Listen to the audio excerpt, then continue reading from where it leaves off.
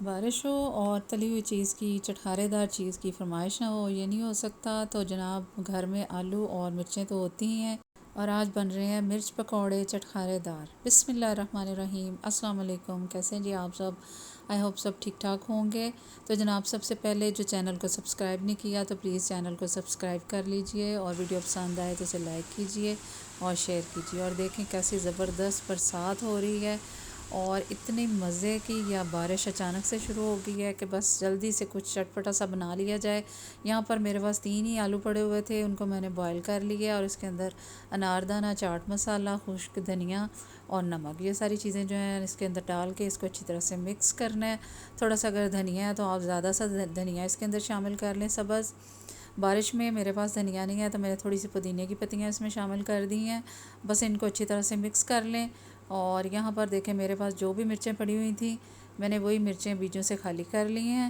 اور اگر آپ یوز کریں تو تھوڑی اور بڑی مرچ، لمبی مرچ لیں اور اس کے اندر بس مسالہ بھر لیں۔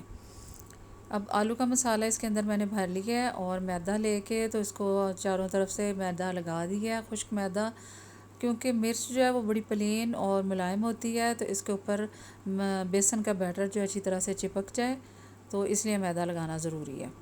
اب یہاں پر میں نے بیسن لے لیا، تھوڑا سا اس میں چاول کا آٹا شامل کر لیا، تھوڑا سا لہسن، سرخ مرچ اور نمک، اور تھوڑا سا چاٹ مسالہ، یہ ساری چیزیں شامل کر کے اس کو اچھی طرح سے گھول بنا لینا ہے۔ اور بیٹر بہت پتلا اور نہ بہت گاڑھا ہو، میڈیم سا بنا کے اس کو اچھی طرح سے مکس کر لیں۔ اور اب اس کو بیٹر کو اچھی طرح سے مکس کر کے ہم نے مرچوں کے اوپر لگا کے اور ان کو اس طرح سے دیکھیں فرائی کر لینا ہے۔